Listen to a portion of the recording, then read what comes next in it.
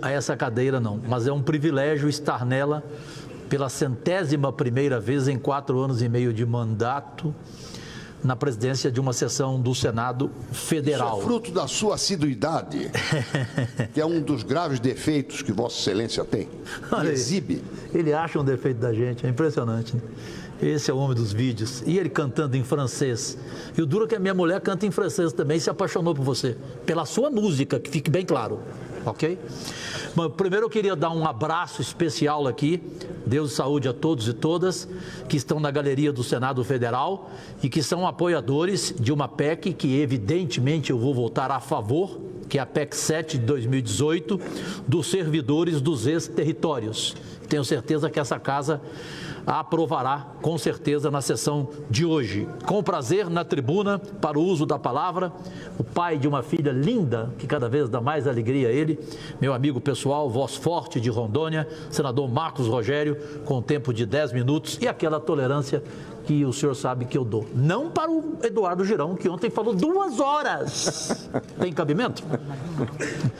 O Magno Malta falou 36 e eu estava na presidência. Levei uma bronca do Oriovisto, mas o Marcos Rogério nunca faz isso. Com a palavra, senador Marcos Rogério. Senhor presidente, nobre senador Cajuru, prazer falar a essa tribuna, tendo a honra de ter Vossa Excelência na condição de presidente. Agradeço sempre o carinho renovado que Vossa Excelência tem comigo e especialmente com a minha filha. Muito obrigado. Senhor presidente, eu vou dar sequência a esse tema que vem sendo abordado pelos colegas aqui na tribuna. Logo mais nós vamos ter aqui a sessão deliberativa, quando votaremos no dia de hoje uma proposta de emenda constitucional, da qual sou relator, a emenda constitucional 07. Mas enquanto não chega o momento da gente votar a PEC 07, que é uma emenda constitucional que faz justiça a servidores dos ex-territórios federais de Rondônia, Roraima e Amapá, e nós vamos, com a expressão do plenário, com o apoiamento do plenário, se Deus quiser, aprovar essa emenda constitucional do dia de hoje, senhor presidente. Eu queria falar sobre essa situação do judiciário brasileiro, mas de modo especial, senador Jaime, a essa última decisão. Por unanimidade, STF valida a possibilidade de desapropriação de terras produtivas. Olha o rumo que o Brasil está tomando. O Instituto da Segurança Jurídica sendo desafiado por aquela corte que deveria ser justamente a asseguradora da segurança jurídica. Mas é de lá que estão partindo decisões que relativizam, enfraquecem a segurança jurídica. E aí nós temos um conjunto de advogados, de especialistas se manifestando sobre esse assunto, canais de comunicação se manifestando sobre esse assunto, e o mais grave, a inquietação de quem está no campo produzindo, mas que a partir dessa decisão começa a colocar um ponto de interrogação na garantia dele de continuar sendo dono e produzindo na sua propriedade. Por quê? Porque para o critério de desapropriação, o Supremo Tribunal Federal, em um julgamento, vai dizer que não basta ser produtiva, ela tem que cumprir a função social. E aí, aí a pergunta que fica, o que é a função social? O que é a função social? E o direito à não desapropriação das propriedades produtivas? Eu indago, uma propriedade que é produtiva, que está produzindo alimentos, que abastecem o Brasil, que abastecem países ao redor do mundo, não cumpre a função social? Cumpre. Mas à luz do julgamento que nós tivemos do Supremo Tribunal Federal, isso não é o bastante.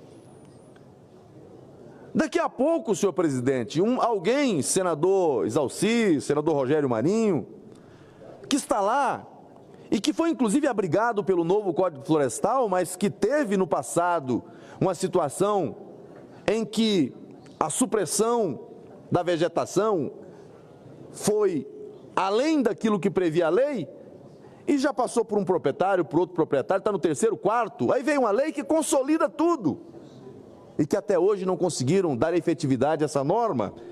E aí alguém vai dizer o seguinte: olha, entre as funções sociais da terra está também a questão ambiental. Então, se tem aqui uma notificação, uma autuação por uma questão ambiental, deixou-se de cumprir a função social. Pode fazer a desapropriação. É disso que nós estamos falando. Aqui tem um artigo, né? Gazeta do Povo, a manchete da Gazeta do Povo: STF inventa leitura socialista do direito à propriedade rural. Que rumo o Brasil está tomando?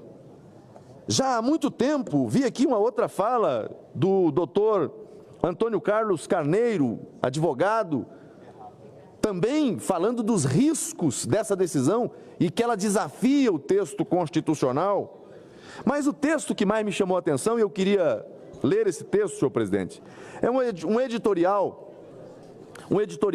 do Grupo Bandeirantes de Comunicação. Eu não sou muito de fazer leitura aqui de editorial, mas esse editorial trouxe aqui alguns questionamentos que considerei importante. Diz o editorial: decisão do STF coloca em risco a propriedade da terra produtiva. Se a terra é produtiva, o que mais ela pode oferecer para que os juízes da Corte Suprema do Brasil se satisfaçam e deixem os proprietários produzirem em paz? Não é suficiente trabalhar a terra, produzir com eficiência alimentos, empregos e riqueza? E exportar para o mundo?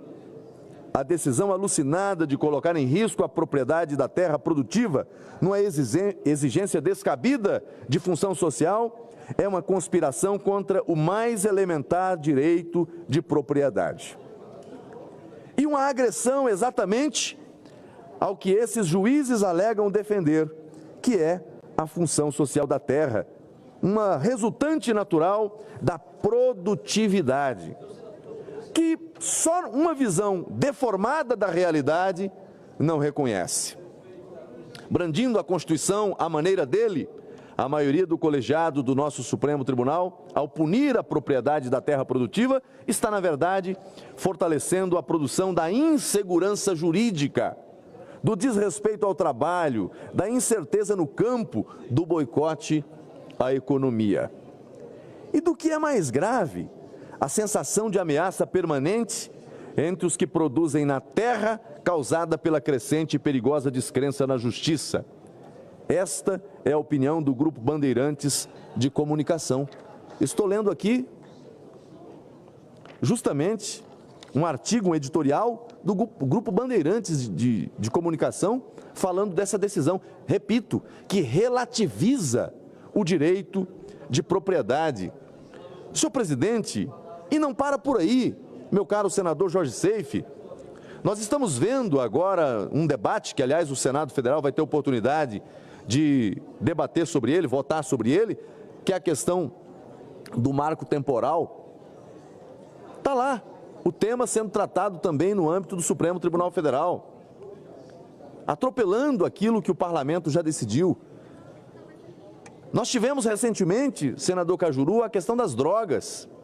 Também o Senado Federal, Câmara dos Deputados, Poder Executivo sendo ignorado, ou seja, não vale mais o que o parlamento aprova e o que o Executivo sanciona. O que vale é aquilo que os juízes dizem que vale. Mas quando você tem um ambiente como esse, de questionamento de tudo, sem fundamento, sem a limitação do texto constitucional, isso leva à insegurança também para quem está a decidir. Porque se o Supremo é aquele que desafia a Constituição Federal, é justamente a Constituição Federal que assegura o pleno funcionamento do Supremo Tribunal Federal. Ora, ninguém está acima da Constituição Federal. A ela se submete todos. E eu repito aqui o que eu tenho feito já em algumas ocasiões. É muito triste a cena atual do Brasil. O Supremo Tribunal Federal, que tem um papel fundamental dentro do Estado Democrático de Direito, tem adotado uma pauta absolutamente desconectada com o Brasil real. Pautas que minorias defendem e que não alcançam eco, que não alcançam a aprovação dentro do parlamento, pela via do judiciário. Dá-se o bypass, passa-se o chapéu no parlamento e na esteira do judiciário estão legislando. É um julgamento dentro da esfera jurisdicional com efeito normativo, com efeito legislativo, porque depois que criou-se a ideia do efeito erga omnes, ou da repercussão geral, esses institutos, na verdade, passaram a dar à Suprema Corte um papel de legislativo, o papel de legislar. É o Supremo Legislador Federal. Então, eu sou um defensor da nossa Suprema Corte. Engana-se quem pensa que eu sou contra a Suprema Corte. Nunca fui, sou um defensor da Suprema Corte, mas não posso concordar que a nossa Suprema Corte Constitucional, o nosso Supremo Tribunal Federal, extrapole os seus limites estabelecidos na Constituição. O limite para o Supremo Tribunal Federal é aquele que está estabelecido na Constituição Federal. E aí, concluo aqui, senhor presidente, em tempos em que se prega tanto a defesa da democracia, eu indago a este plenário nessa tarde, existe golpe maior à democracia do que desrespeito entre os poderes da República? O que é mais antidemocrático? Numa separação de poderes, num sistema de freios e contrapesos, naquilo que defendeu Montesquieu e tantos outros grandes, separação de poderes, equilíbrio, um poder se sobrepondo ao outro, usurpando a competência do outro, isso é uma violação justamente ao Estado de Direito, à própria democracia. Democracia não é aquilo que eu penso que é ou o que eu digo que é. Democracia não se limita àquilo que o Supremo acha que é democracia. Quem se diz democrata ou quem se diz defensor da democracia, antes de qualquer coisa, deve respeito à Constituição Federal. Muito obrigado, senhor presidente. Eu que agradeço, senador Marcos Rogério, e lhe cumprimento, porque o senhor tinha mais 2 minutos de tempo e não usou. O tempo é de 10 minutos, e eu sempre combinei com os amigos e amigas aqui, mais 3 minutos que eu permito, porque, com todo respeito a 2 amigos que eu gosto, o Eduardo Girão e o Magno Malta, um senador não pode falar 2 horas da tribuna como aconteceu ontem. E quem vem à tribuna agora também nunca fez isso. É o homem mais apaixonado pelo Mato Grosso. O senador Jaime Campos não vai ficar 2 horas na tribuna jamais. E é ele agora o próximo inscrito. Com prazer na tribuna, senador Jaime Campos.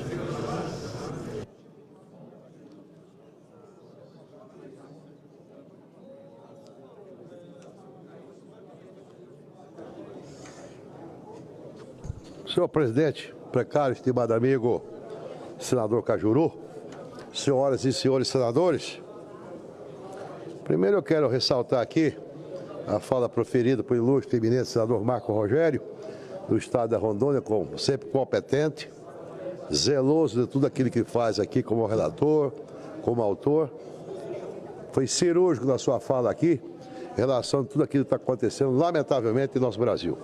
Da mesma forma, o senador Isalci, que pontuou muito claro aqui a sua impressão, a sua visão em relação ao que está acontecendo. E saudar também meu querido, estimado amigo, eterno senador Espírito Júnior, que hoje nos visita aqui, que foi o meu colega, senador do meu primeiro mandato, hoje já estou no 2º mandato, como senhor excelência, fui prefeito por 3 mandatos, fui governador do meu estado, e para mim fico bastante feliz de ver Vossa Excelência renovado, parece que está mais novo, né? Expedito não tem nem, acho que é metade da idade que eu tenho, mas está mais garoto do que eu ainda. Seja bem-vindo, Expedito. Prazer revê-lo aqui com saúde e essa juventude, como sempre. Mas, senhor presidente, hoje aqui já relataram em relação à matéria que vai ser votada aqui, em relação ao estado de Rondônia, ao estado de Roraima e o estado do Amapá, da PEC, que inclusive eu quero comunicar de forma oficial, a pedido do senador Lucas Barreto. Eu também fui signatário da sua emenda a 07, para aprimorarmos aquilo que é de direito dessas pessoas que, ao longo da sua vida, prestou relevante serviço ao seu Estado. De forma, sejam bem-vindos a todos aqui da Rondônia, do Estado de Roraima, do Amapá, e conto também com o voto do senador Jaime Campos, do Estado de Mato Grosso. Presidente, subo essa tribuna aqui com muita alegria para registrar a aprovação, hoje, na Comissão de Assuntos Econômicos do Projeto de Lei de 2019, da minha autoria, que destina 5% dos recursos do Fundo Nacional de Segurança Pública para a proteção das fronteiras brasileiras. Pela proposta, o dinheiro poderá ser utilizado para obras e serviços necessários ao funcionamento dos órgãos de segurança pública na faixa de fronteira, incluído a costa marítima, que foi também uma emenda do senador Esperidião Amin e acatado pelo senador Eduardo Braga, relator da matéria. Cumprimento o relator Eduardo Braga, como bem disse, que produziu um grande parecer. E agradeço também ao senador Messias de Jesus pela leitura do relatório hoje da comissão como relator ad hoc. Esse projeto, senhor presidente, que vai certamente elevar os investimentos em aparato de inteligência e políticas públicas para a defesa das nossas fronteiras. A nossa proposta será de suma importância para acelerar as ações de repressão e prevenção de crimes que, praticados em regiões de fronteira, possam impactar na política de segurança pública. Mas, senhoras e senhores senadores, o Brasil possui cerca de 17 mil quilômetros de fronteira terrestres. Envolve 11 estados, 588 municípios, que abrangem 27% do território nacional. Mato Grosso, por exemplo, possui 700 quilômetros de fronteira seca, senador Cajuru. Quando fui governador, tentei fazer o melhor para nós colocarmos tanque, tendo em vista que o maior número de roubos de automóveis saía por aquela região da Bolívia. Como também é o maior corredor do narcotráfico, não só da cocaína, da maconha e, naturalmente, de outros produtos químicos perniciosos, como também de armas que entra no Brasil, entra por essas fronteiras do nosso estado de Mato Grosso. Por isso eu venho aqui com muita autoridade, conhecedor profundo do assunto, sobretudo desta matéria que aflige muito toda a nossa região oeste do estado de Mato Grosso. A extensão continental das nossas divisas com outros países merece atenção especial. Até porque o nosso país faz fronteira com 3 maiores produtores do mundo de cocaína, ou seja, Colômbia, Peru e Bolívia, o que acaba por transformar o Brasil em rota de tráfico internacional de entorpecentes, que movimenta bilhões de dólares anualmente. Esse é um grave problema que afeta a vida diária da população. O Grupo Especial de Segurança de Fronteira, o GEFRAN, em Mato Grosso, entre 2019 e 2022, apreendeu mais de R$1 bilhão em drogas, veículos, moedas e aeronaves da faixa de fronteira do nosso estado com a Bolívia. Esse número é impressionante, sem dúvida carrega consigo uma série de outras condutas criminosas ainda mais graves, como homicídio e lesões corporais. As fronteiras mal protegidas transformam o território brasileiro em porta de entrada do narcotráfico, contrabando, criminosos ambientais e tráfico de pessoas. Mas, senhoras e senhores senadores, hoje não há nenhum dispositivo do Fundo Nacional de Segurança Pública que destine um montante de verbas específicas para ações públicas dirigidas às fronteiras brasileiras. Com o avanço do nosso projeto, vamos garantir o repasse de recursos para a área. Precisamos, acima de tudo, atuar de forma contundente para que nossas fronteiras sejam devidamente protegidas.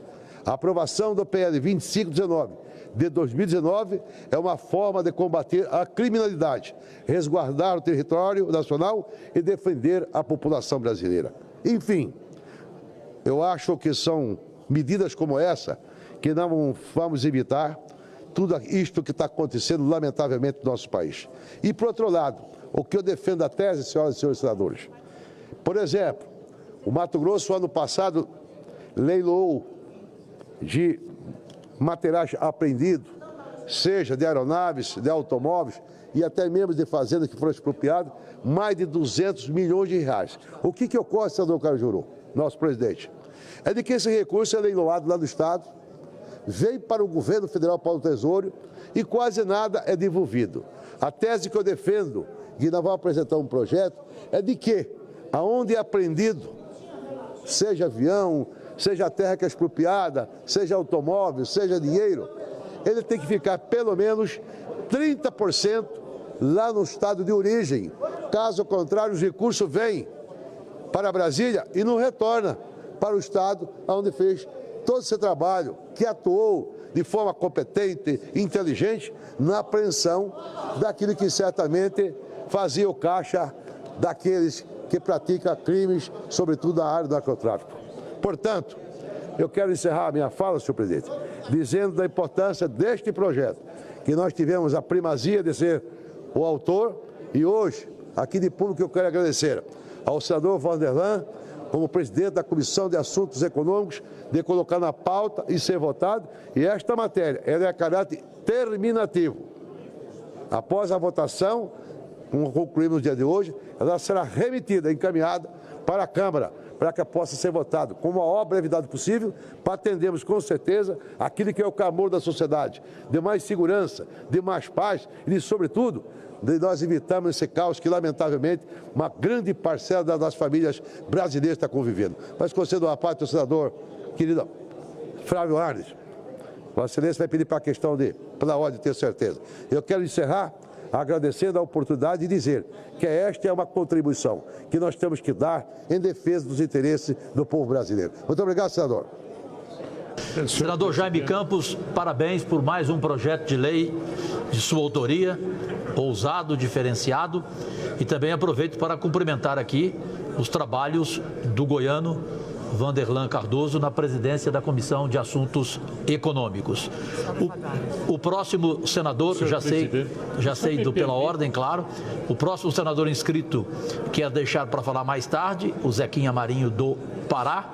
Então, depois do pela ordem, que prazerosamente vamos ouvir a voz da educação deste país, o senador paranaense, meu companheiro do histórico partido do PSB, Flávio Arnes. Aí será a vez de Lucas Barreto usar a tribuna. Pois não, pela ordem, senador Flávio Arnes, com prazer, queremos ouvi-lo. Eu agradeço a Vossa Excelência, só quero ler um requerimento que eu considero muito importante.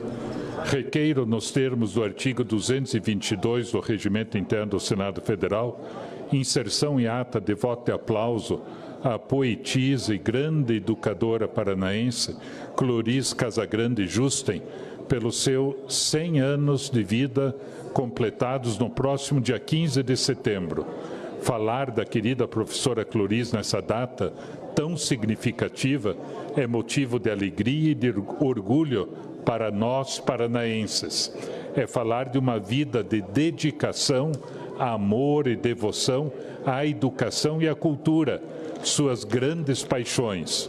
Uma caminhada marcada pela construção de um legado que percorre diversas gerações e com marcos importantes para nosso Estado. Na educação, a professora Cloris atuou como professora e administradora escolar. Lecionou no ensino primário, secundário e superior, ocupou diversos cargos administrativos, foi presidente da Comissão de História e Geografia do Paraná, presidente do Conselho de Magistério, vice-presidente do Conselho Estadual de Educação por um decênio, pioneira na implantação do Estatuto da Criança e do Adolescente no Paraná e em outros estados, e diretora-geral do Instituto de Educação do Paraná por 7 anos. No campo da cultura, é uma grande liderança. Ocupante da cadeira número 24 da Academia Paranaense de Letras. Foi a primeira mulher eleita presidente da instituição, cargo que ocupou entre 2013 e 2017.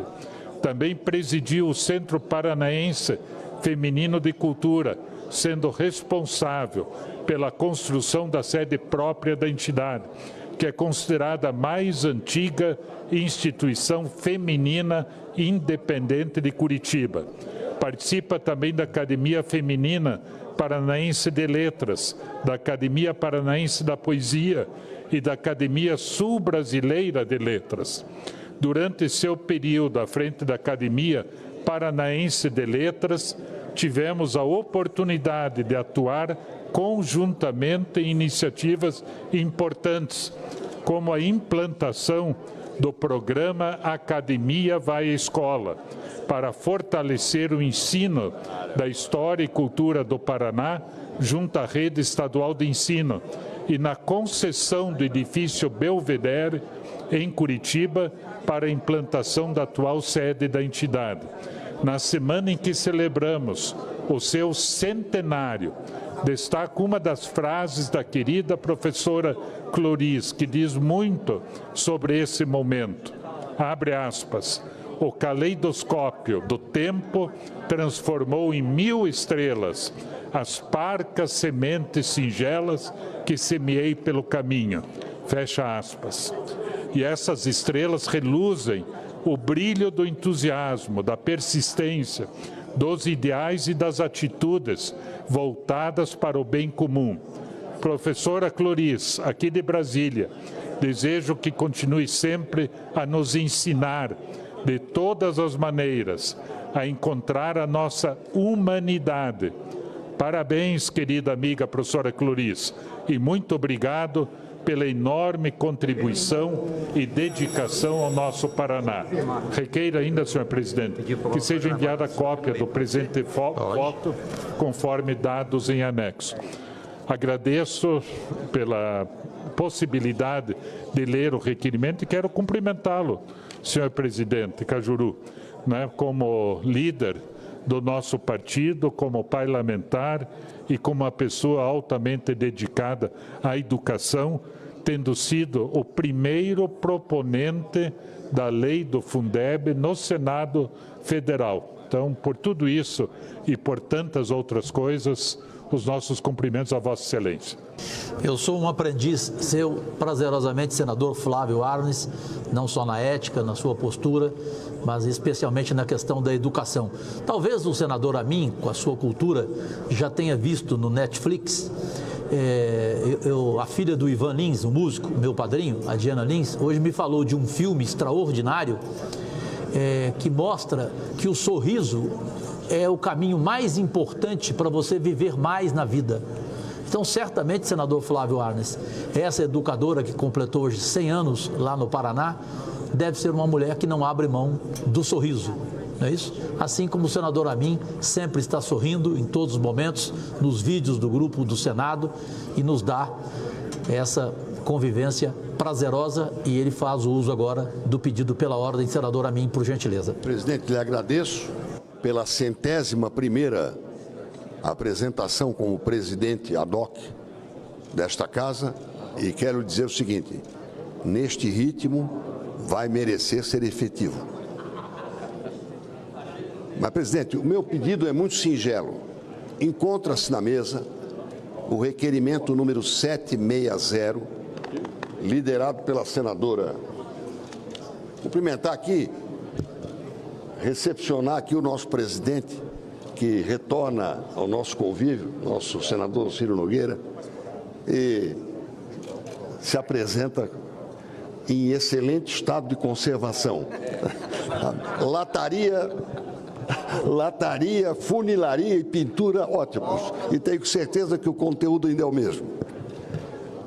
O requerimento 760, presidente, liderado pela senadora Soraya Tronic, pede que seja apreciado o projeto de resolução da Frente Parlamentar de Apoio à Embrapa.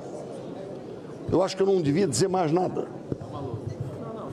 Embrapa dispensa comentários. Se existe um setor em que o Brasil saiu da situação de dependente e hoje é crucial para o mundo, é o agro. E é possível que nós ampliemos a nossa safra deste ano, que está prevista em 323 milhões de toneladas, crescendo quase 20% em relação ao do ano passado, sem uma ampliação equivalente de área a plantar. É produtividade, é tecnologia, e nós devemos isto a todos aqueles estadistas que tornaram a Embrapa uma realidade. Cirne Lima, Alisson Paulinelli, e eu não posso deixar de puxar a brasa para o meu estado. No dia 17 de setembro, completará 101 anos de idade Glauco Olinger, que foi companheiro dessa dupla que eu mencionei e continua escrevendo seu último livro. Eu ainda vou abordar isso oportunamente, é um breve estudo sobre a água doce no planeta Terra. Então, o meu pedido é que Vossa Excelência priorize a deliberação do requerimento número 760, repito, liderado o requerimento pela senadora Soraya Tronic. Pode ficar tranquilo, senador Espírito Jamin, está anotado o requerimento 760. Passarei ao presidente Rodrigo Pacheco, que daqui a pouco comandará a ordem do dia e naturalmente colocará em pauta esse seu requerimento precioso 760. Aproveitando que o senador Amin citou aqui o senador Ciro Nogueira.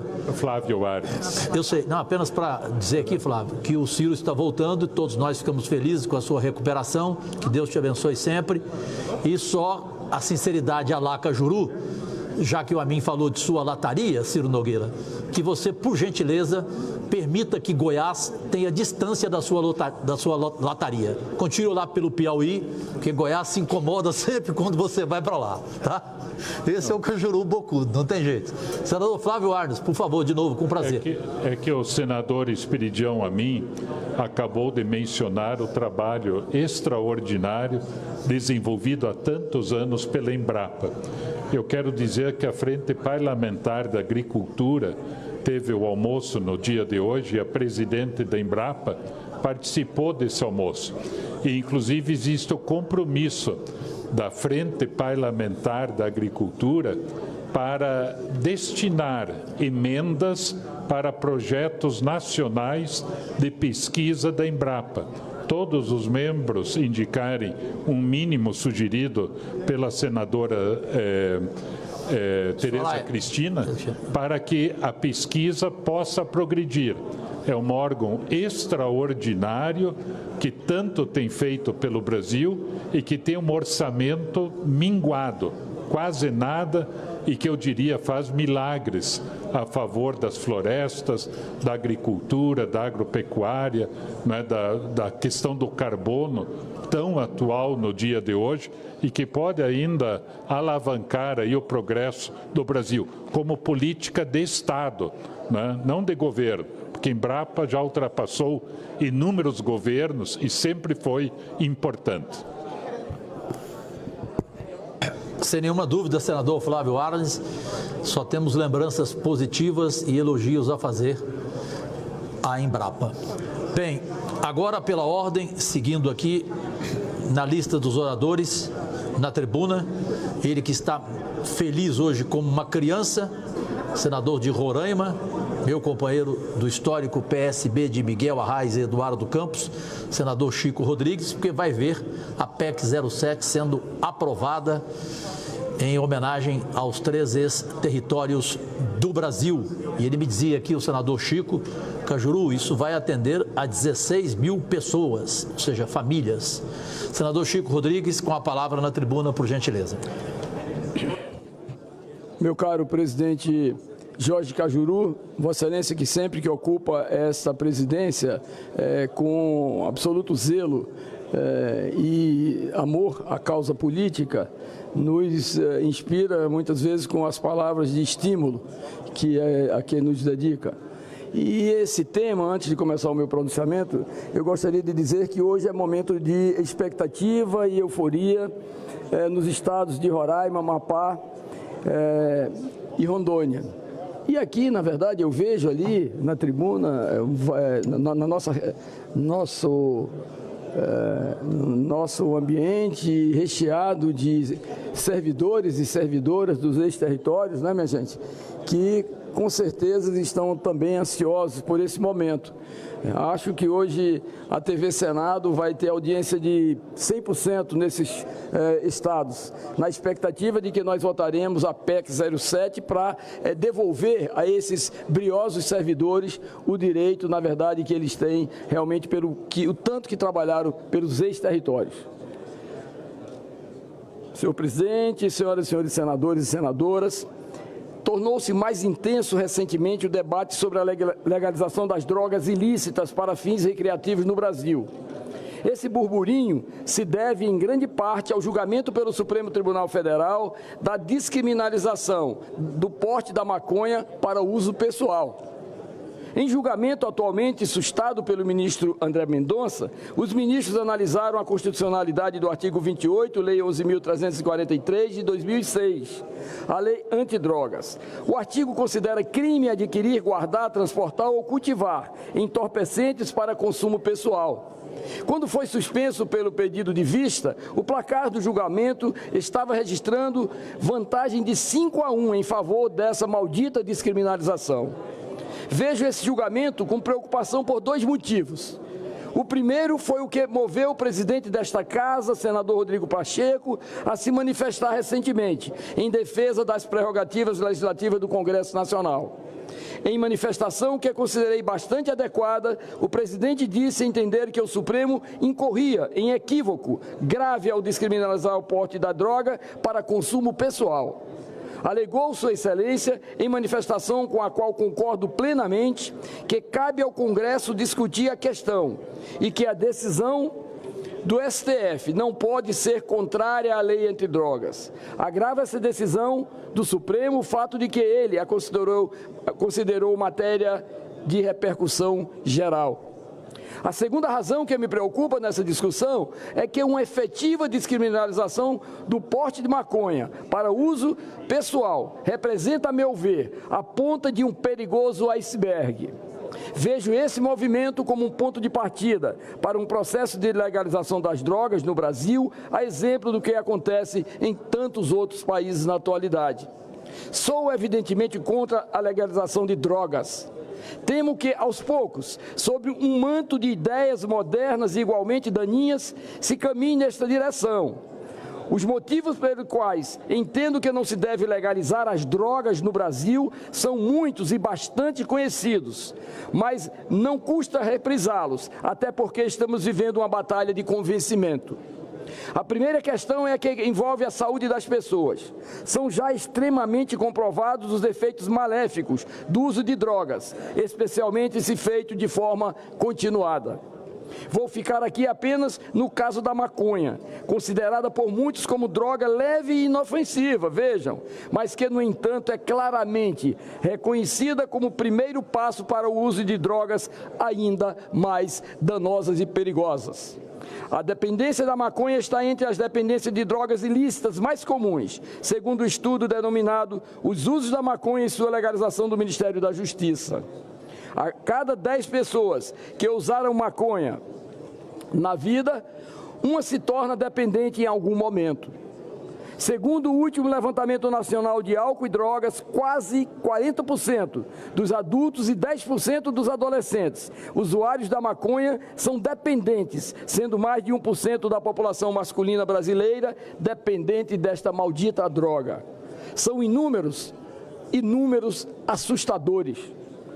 A farta literatura demonstrando que o uso da maconha aumenta o risco de transtornos psicóticos, o desenvolvimento de esquizofrenia e de traços de personalidade esquizotípicos, de quadros maníacos, não apenas em pacientes de diagnóstico de transtorno bipolar, do humor, de ansiedade, depressão e de comportamento suicida, o que é mais grave entre todos. Eu poderia ficar aqui por meia hora descrevendo os prejuízos psíquicos e de cognição que a maconha provoca. Mas não são apenas esses danos que a maconha causa.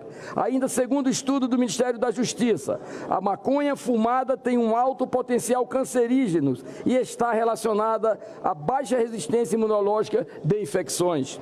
Seu consumo está associado ao aumento de sintomas de bronquite crônica, asma, efizema e infecções respiratórias, entre outras alterações dos diferentes organismos.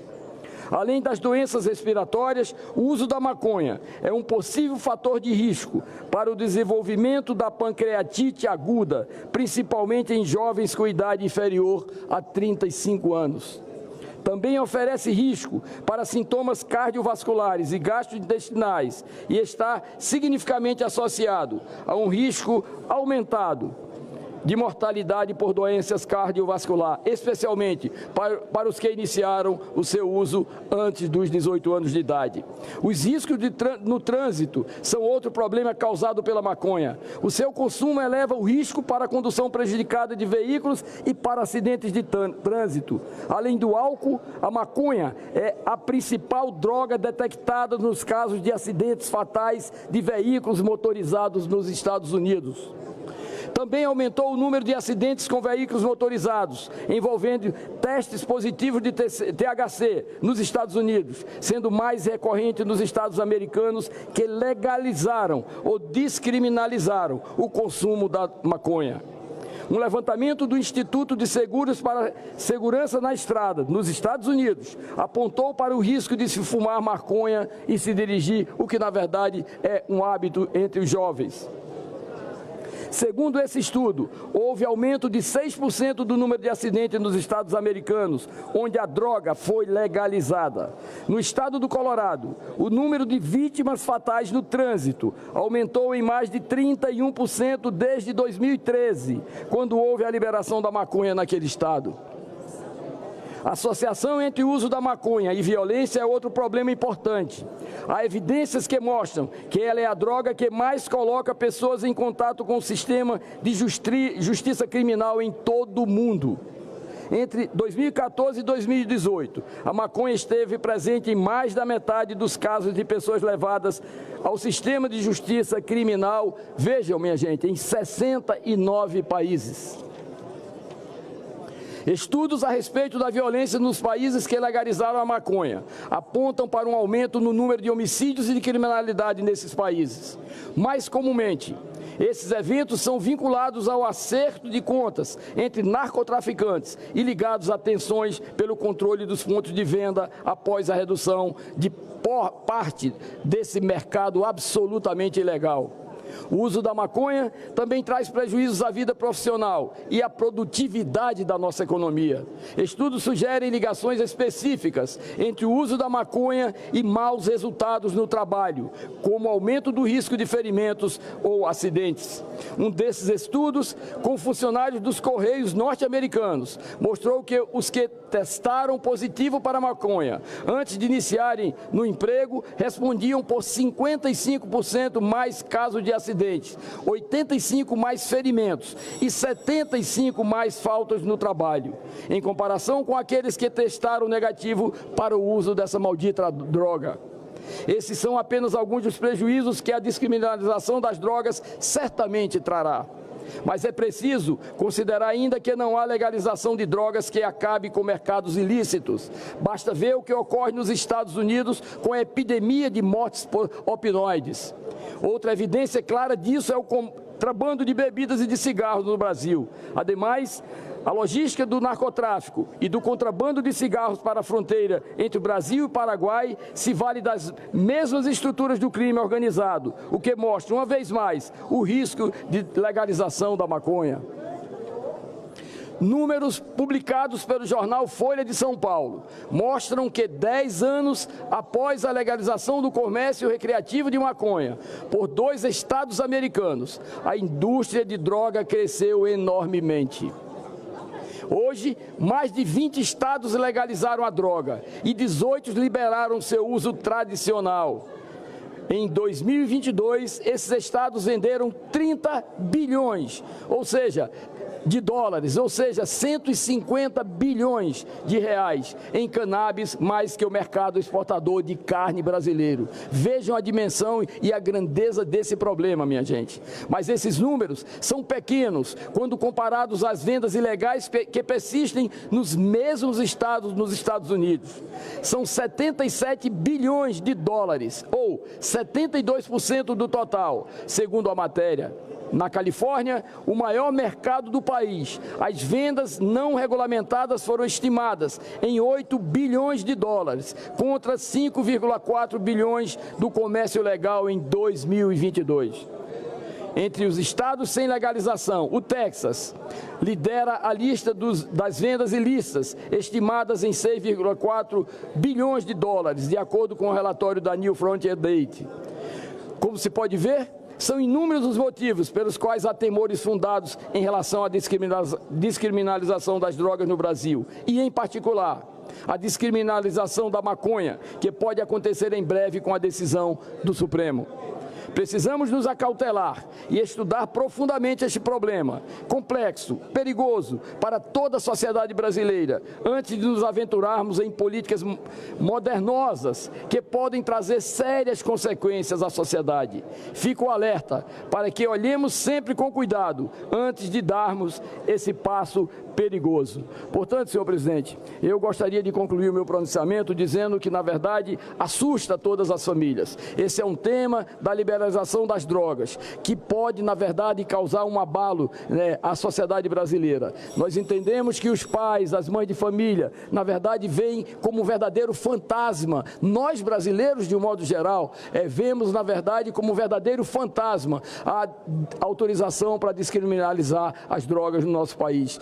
Deixo esse registro, deixo o meu brado, meu grito de alerta, para que o Supremo ainda tenha tempo, na verdade, de recuar nessa decisão que, no nosso sentimento, é perigosa para a sociedade brasileira. Muito obrigado, presidente. Eu que agradeço, senador Chico Rodrigues. Esse é o alerta, é o sonho do Brasil do bem, evidentemente.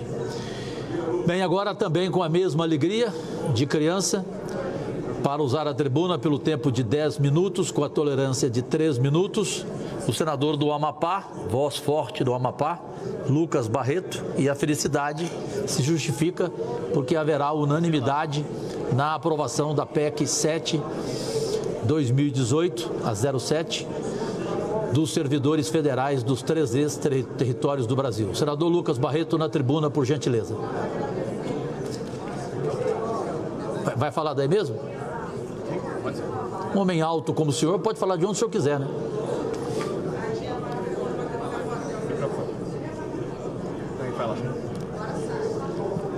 Vai para a tribuna.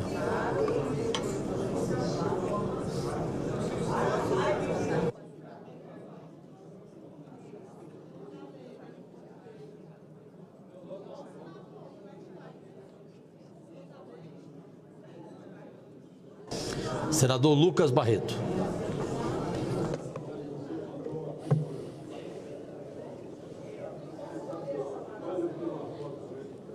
Senhor presidente, senhoras senadoras, senhores senadores, quero cumprimentar o senador Randolph, senador suplente, senador Davi, que está chegando, mas enfim, chegou, senador Randolph, o tão sonhado dia da PEC que o senhor protocolou, que percorreu aí 4 anos, e que a nossa bancada no Senado conseguiu chegar a esse dia na votação. Essa PEC, senhor presidente, senhores senadores, ela pretende consolidar as realidades conhecidas pelo legislador quanto ao direito de opção à transposição após a promulgação da Emenda Constitucional 98 de 2017. Além de solucionar as dúvidas suscitadas ao aplicar a legislação pertinente ao tema. A história dos ex-territórios é regida por muita luta, e todos aqui conhecem a nossa luta, a luta do senador Randolph e a luta do senador Davi. Pela efetivação do direito daqueles que atuaram na construção do que é hoje o nosso estado do Amapá. Senhores, amanhã, 13 de setembro, comemoramos a criação do ex-território federal do Amapá. A região que hoje equivale ao atual estado do Amapá foi desmembrada do estado do Pará em 1943 e elevada à categoria de território federal, mas somente com a promulgação da Constituição em 1988, a categoria de estado. Passados 80 anos do desmembramento e 35 da elevação ao estado, o Amapá ainda sente a amargura do esquecimento dos direitos de seu povo, principalmente daqueles que atuaram em sua construção. Com isso, trago aqui o pedido de apoio ao resgate histórico e tratamento igualitário aos servidores dos antigos territórios de Rondônia, Roraima e do Amapá. E aqui cito os senadores desses estados irmãos, que possuem o direito de integrar o quadro da administração pública federal. Aprovamos ainda no governo passado a PEC 07 na Comissão de Constituição e Justiça. Diga-se de passagem, por unanimidade. E a luta continuou. E no primeiro semestre deste ano, através de requerimentos, conseguimos o desarquivamento. E após isso, houve acordo para inclusão em pauta, depois de apresentarmos requerimento para votação em calendário especial. Amigos, são inúmeras as realidades encontradas nos ex-territórios de Roraima, Rondônia e do Amapá. Por isso, nos unimos e trabalhamos juntos com os senadores Marco Rogério de Rondônia, senadores Irã, Messias de Roraima, ao senador Davi, na construção de uma emenda à PEC que propõe ajustes imprescindíveis à garantia do direito de opção e sua efetiva aplicação. São muitas as demandas que tomamos conhecimento ao longo da tramitação da PEC 07, mas em função da sua inclusão extra-pauta na Comissão de Constituição e Justiça e, consequentemente, das circunstâncias em que foi discutida e votada, não houve tempo hábil para a apresentação das emendas pelos parlamentares dos três estados. Agora, em trabalho conjunto, temos o parecer do relator Marco Rogério acatando a maioria das emendas. Então, podemos mencionar aqui o direito àqueles que desempenharam suas atividades nas empresas públicas e sociedade de economias mistas criadas pela União para atuar no âmbito dos ex-territórios e como é o caso da Telemapá, que apesar de constar nas outras emendas já aprovadas por esta Casa na PEC, havia equivocadamente sido suprimida. Correção dos critérios de progressão dos professores, optantes pelas emendas constitucionais 79 de 2014 e 98 de 2017, aos professores pioneiros. A inclusão ao texto da administração indireta criada pelas prefeituras dos territórios, como é o caso da Endesur, que por divergência nos órgãos jurídicos ainda padece de um parecer definitivo e só então terão seus processos julgados. Na área da saúde, propomos ajustes aos textos para deixar explícito o direito daqueles que foram fundamentais ao nosso Estado, aos agentes comunitários de saúde, de combate às endemias, além dos médicos regidos pelo artigo 1º da Lei 11.357 de 2006. E a emenda conjunta trata ainda sobre a uniformidade quanto aos requisitos de comprovação de escolaridade. Já o decreto 11.116 de 2022, que tratou sobre o tema, não se aplica a Rondônia. E o intuito da PEC é justamente a uniformização entre ex-territórios de Roraima, Rondônia e do Amapá. Senador, tratamos também uma parte ao senador Rogério Marinho. Bom, agradeço a Vossa Excelência, serei rápido. É importante dar um testemunho. Primeiro, dizer que elogio aqui o relator da PEC, mas e sobretudo Vossa Excelência, né, o senador Lucas Barreto, que ao longo de todo esse período lutou incessantemente, conversando com os senhores senadores, conversando com os membros do Executivo, no sentido de consolidar essa lei que certamente fará justiça aos funcionários públicos do seu Amapá, né, que brevemente terão com certeza o apoio da grande maioria, né, dos senadores aqui presentes, né, para que eles possam finalmente ter, né, a cobertura legal que lhes é devida. Então, elogio Vossa Excelência e confirmo aqui a nossa a nossa posição favorável ao projeto de lei, sobretudo pela argumentação que Vossa Excelência teve conosco ao longo desses últimos meses. Obrigado, senador Rogério Marinho. O apoio da sua bancada, do seu partido, de Vossa Excelência é muito importante para o Estado do Amapá. Nós lhe seremos eternamente gratos. Como correção histórica e reconhecimento aos nossos educadores, tratamos também sobre a migração dos integrantes aposentados pensionistas pela Emenda Constitucional número 20 ao quadro da União e o reposicionamento na carreira dos nossos professores da carreira de magistério do ensino básico, técnico e tecnológico, para os professores do magistério do ensino básico federal dos ex-territórios pioneiros. E ainda, senhores senadores, dando continuidade à nossa luta em prol dos contemplados pelo artigo 29 da Lei 13.681 de 2018, tratamos da constitucionalização do direito à previsão de forma justa dos critérios para a comprovação dos desempenhos das atribuições das carreiras de planejamento, orçamento, finanças ou controle nos órgãos e entidades da administração pública, direta e indireta dos ex-territórios federais de Rondônia, Roraima e Amapá e dos estados que os sucederam de seus municípios. Dito isso, faço aqui o registro de agradecimento ao senador Randolph, autor da PEC, aos senadores Davi Alcolumbre, Marco Rogério, Messias de Jesus, Irã, pela união e construção dessa emenda, que representa a continuidade da luta em prol de nosso estado de Rondônia, Roraima e Amapá. E essa pauta nos uniu para que nós possamos votar e aprovar hoje nesta casa. Muito obrigado a todos os senadores que se manifestaram, ao meu líder, Otto Alencar. Muito obrigado pelo apoio que solicitou de todo o PSD, ao senador Espiridião Amin, que sempre se manifestou favorável, a senadora Margarete Busetti, senador Otto. Olha, meu estimado amigo, querido amigo senador Lucas Barreto, nessa matéria, o líder, Vossa Excelência, eu vou votar com a sua orientação, até porque Vossa Excelência é o vice-líder, defende muito o seu estado do Amapá e praticamente essa PEC é fruto do seu trabalho, da sua dedicação, do seu compromisso social que você tem com esse povo querido do Amapá. Portanto, já como vice-líder, encaminha essa matéria para votar o sim que esse projeto, essa PEC precisa para ser aprovado. Senador Espiridião Amin. Senador Lucas Barreto, não vou dizer nada de novo. Duque na mesma linha, ou seja, com o mesmo compromisso que foi enunciado agora pelo senador Otto Alencar e que eu já havia enunciado antes. Boa sorte. Senador Messias. Senador Lucas Barreto, meu querido amigo, competente senador, combativo senador pelo estado do Amapá e pelo Brasil.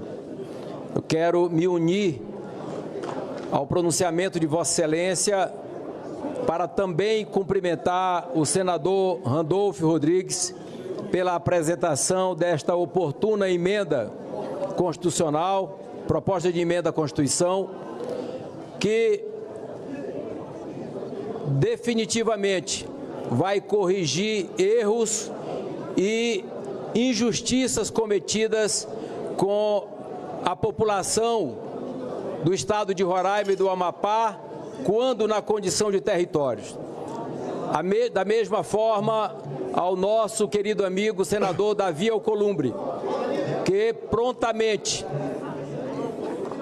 usando a influência e a liderança que tem, colocou para votar na Comissão de Constituição e Justiça, porque essa proposta de emenda constitucional nada mais é do que o reconhecimento àqueles que trabalharam muito pelo estado de Roraima e pelo estado do Amapá, ainda na condição de território.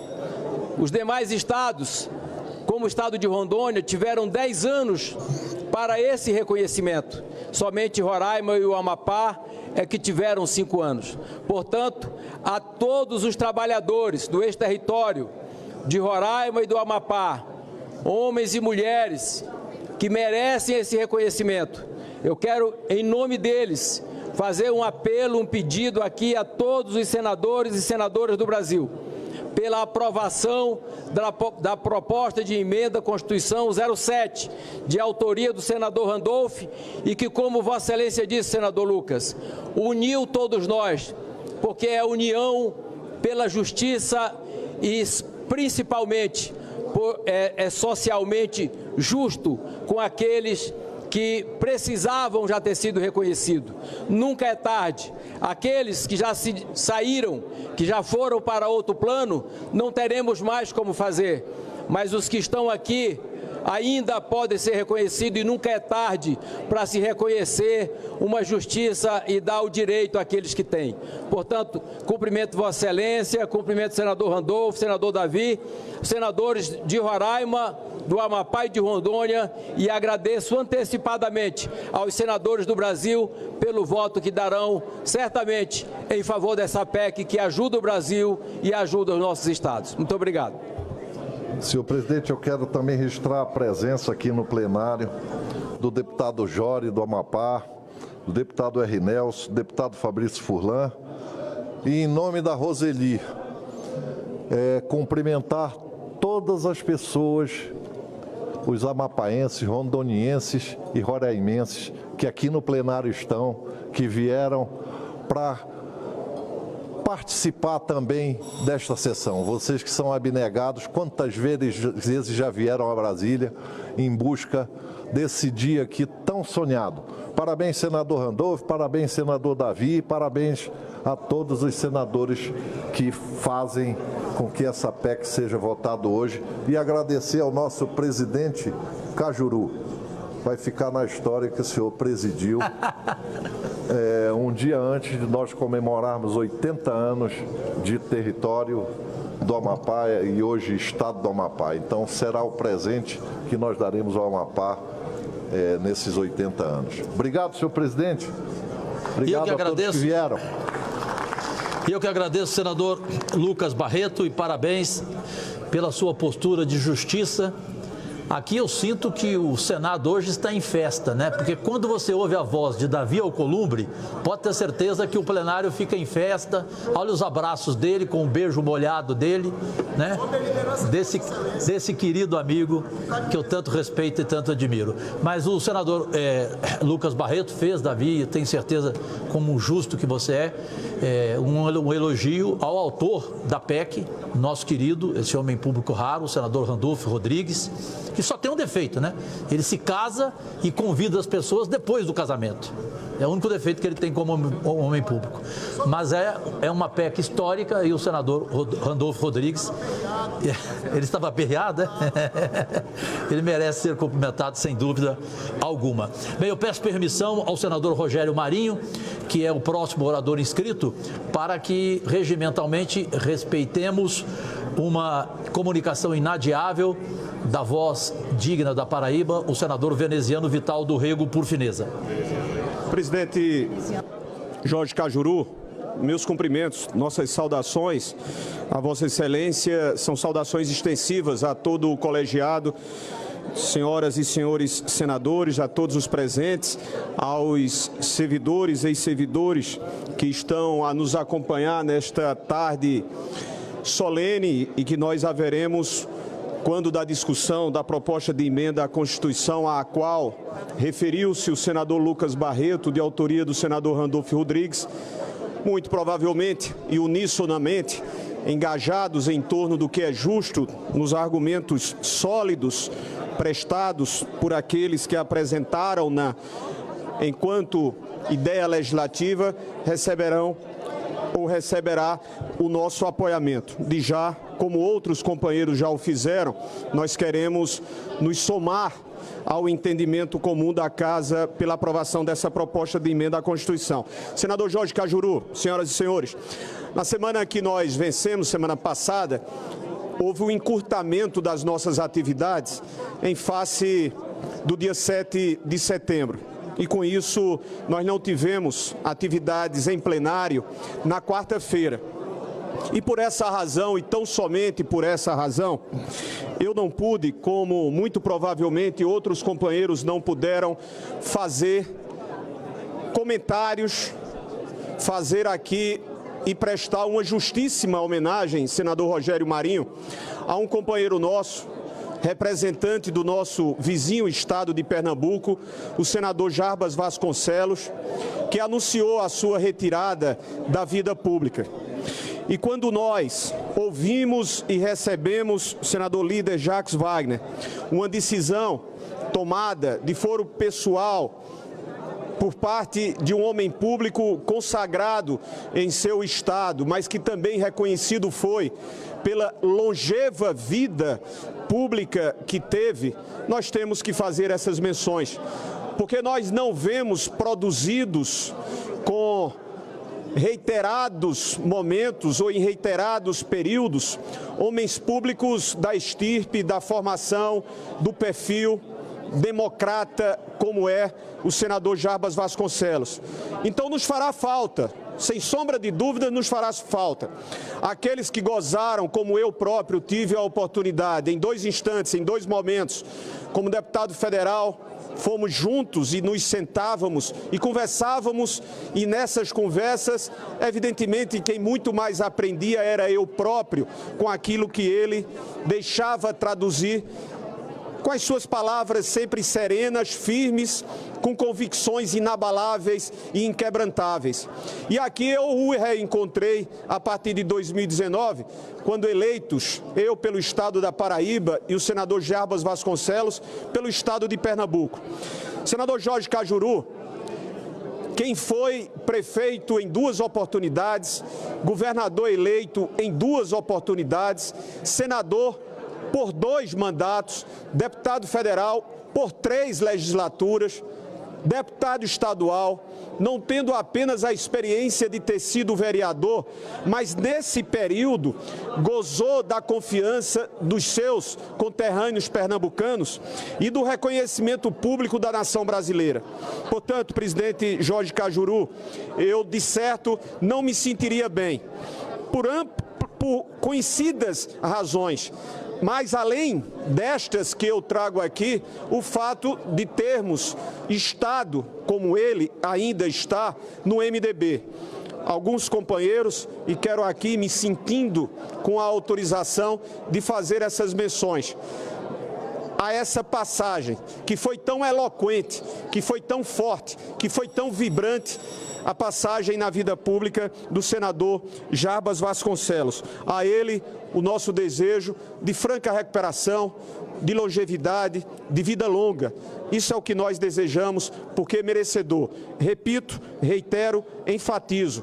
Nós precisamos enaltecer, nós precisamos, ao identificar pessoas que se distinguem pela sua história, pelo seu comportamento, pelas suas firmezas de caráter, pelas suas crenças inquebrantáveis, de coerência acima de tudo, nós precisamos e devemos prestar as justas homenagens. E assim o faço ao senador Jarbas Vasconcelos, que com toda certeza, claro, evidentemente, estará sendo representado aqui por um muito digno, extraordinário companheiro, que nesses meses de licença de saúde do senador Jarbas já demonstrou o seu gabarito, os seus qualificativos, o senador Fernando Dueire. São essas as minhas considerações, agradecendo a gentileza de Vossa Excelência e igualmente a compreensão do senador Rogério Marinho.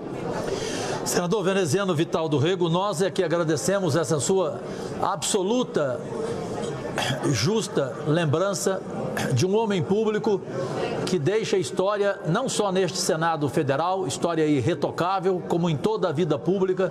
Eu fui vizinho dele, aprendi as frases mais bem-humoradas da vida. Ele me fazia lembrar Vinícius de Moraes, com quem eu convivi pessoalmente no Fiorentina, no Rio de Janeiro. Enfim, um homem público fantástico. Desejamos a ele toda a saúde, toda a alegria e a saudade dessa casa que sempre lembrará com muito orgulho do pernambucano Jarbas Vasconcelos. Bem, dando sequência aqui à lista de oradores, ele que esperou gentilmente, como sempre, agora na tribuna, o senador Rogério Marinho, com a palavra, o homem do Rio Grande do Norte. Obrigado, presidente Cajuru, senhores senadores, aqueles que nos assistem nesse momento. Eu quero começar a minha fala prestando a minha solidariedade ao jornalista Alexandre Garcia, em nome dele, a toda a imprensa livre do nosso país que ainda remanesce. É muito grave quando o Estado é aparelhado para inibir, para calar, para coagir ou para intimidar quem pensa diferente daqueles que detêm o poder. Amanhã eu falarei mais a respeito do tema. Quero também estender a minha solidariedade à líder de oposição na Venezuela, a senhora Maria Corina, que hoje, por propositura do nobre senador Moro, esteve conosco na Comissão de Segurança.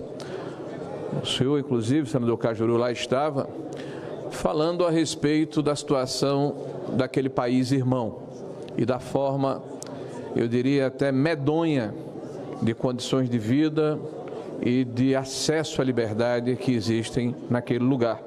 E, quiçá, oxalá, isso não se repita no nosso país.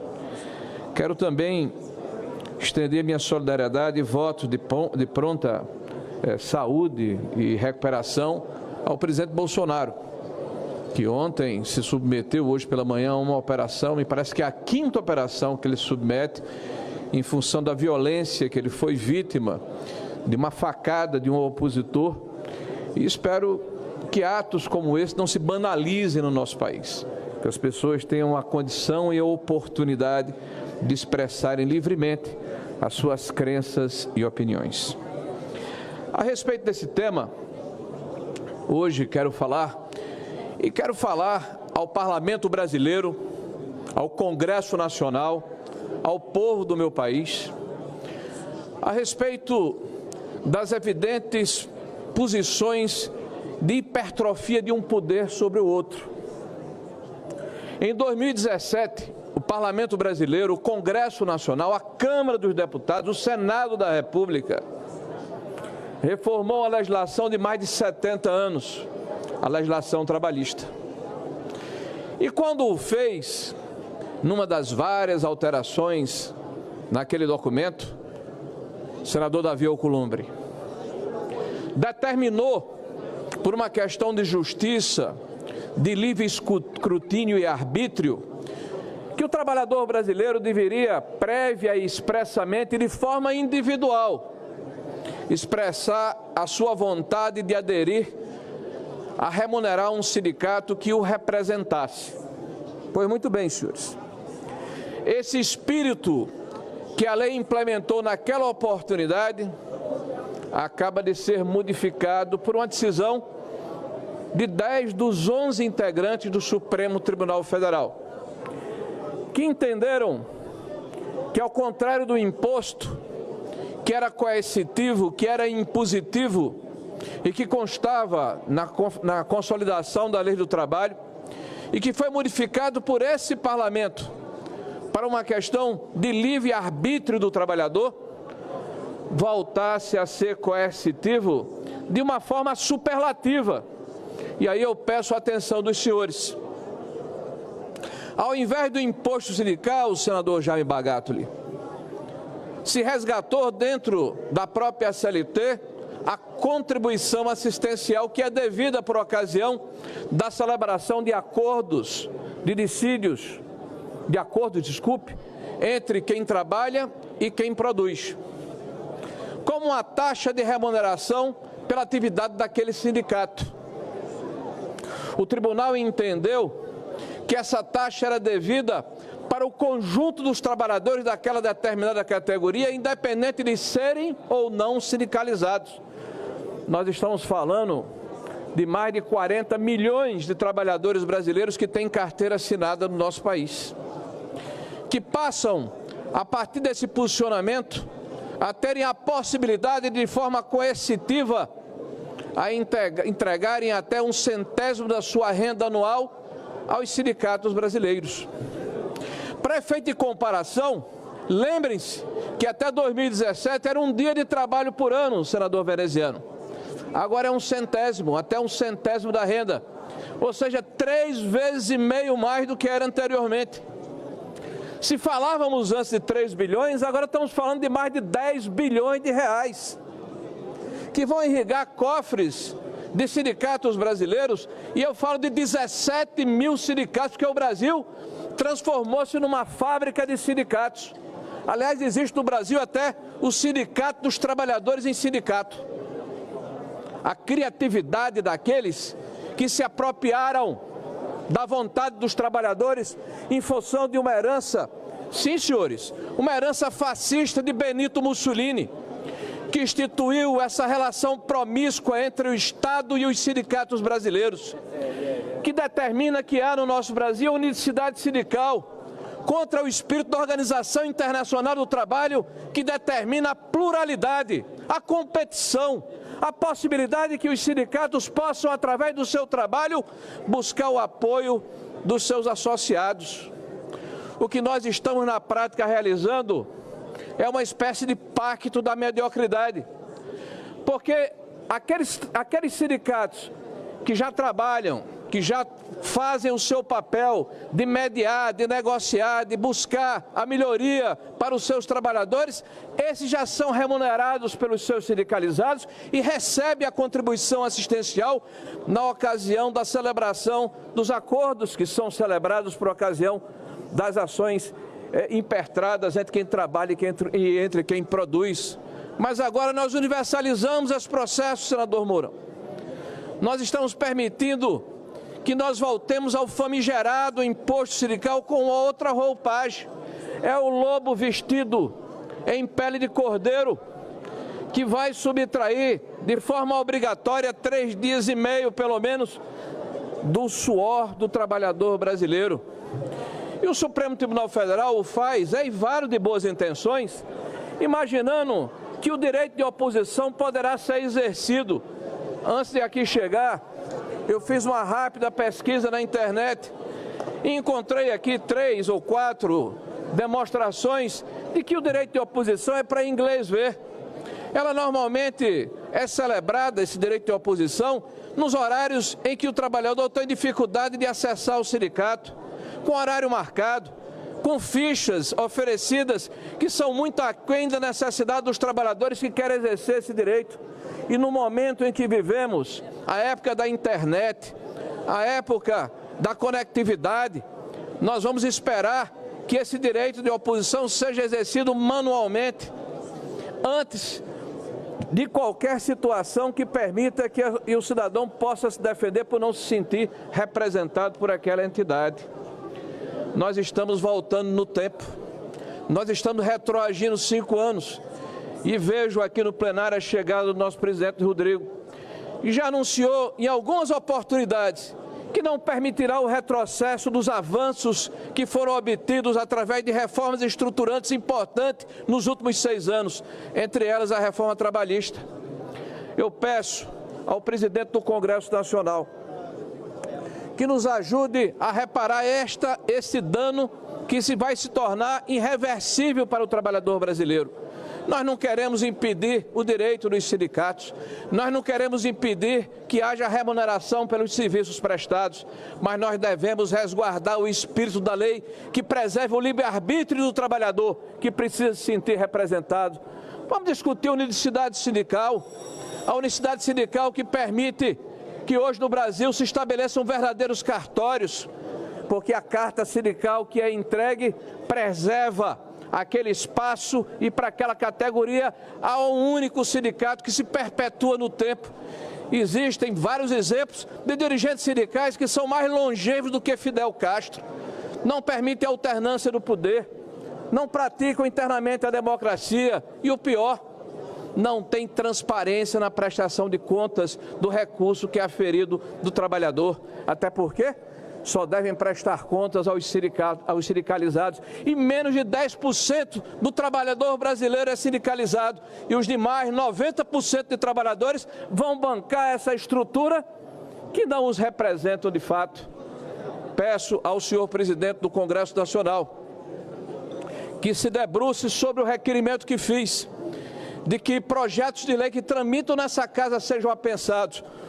Um projeto de lei de autoria do ministro Marco Pontes, senador da República, outro do senador Alessandro, outro do senador Stiveson, todos tratando do mesmo tema, para que nós possamos, no menor espaço de tempo possível, estabelecer um regramento, estabelecer os limites, estabelecer uma relação definitiva da forma como deverá ser feito o financiamento dos sindicatos, sem ser de forma abusiva e coercitiva contra o espírito da lei que foi aprovado por essa casa, pelo Parlamento brasileiro, que representa, em última instância, a população do nosso país. Muito obrigado, senhor presidente. E eu que agradeço, senador Rogério Marinho. Bem, eu gostaria de fazer aqui um registro, até porque foi um pedido precioso da nossa doce e admirável senadora Damares, em relação a um registro importante pela presença aqui no plenário do Senado Federal, nesta terça-feira, 12 de setembro de 2023, do embaixador da Namíbia, o M. Batewa, porque hoje nós tivemos um momento importante, que foi criado o grupo de amizade entre o Brasil e a Namíbia, e, portanto, seja bem-vindo, embaixador M. Batewa, aqui no plenário, por todos nós, senadores. Já está presente para começar a ordem do dia desta terça-feira, com o item 1 da pauta, que está sendo muito esperado, inclusive pela galeria, o nosso presidente histórico deste Congresso Nacional, Rodrigo Pacheco, e aqui deixo a presidência, evidentemente, para quem é o presidente pronto para assumir esta sessão. Obrigado, presidente Pacheco, obrigado, senadores e senadoras, por importantes pronunciamentos realizados e feitos hoje.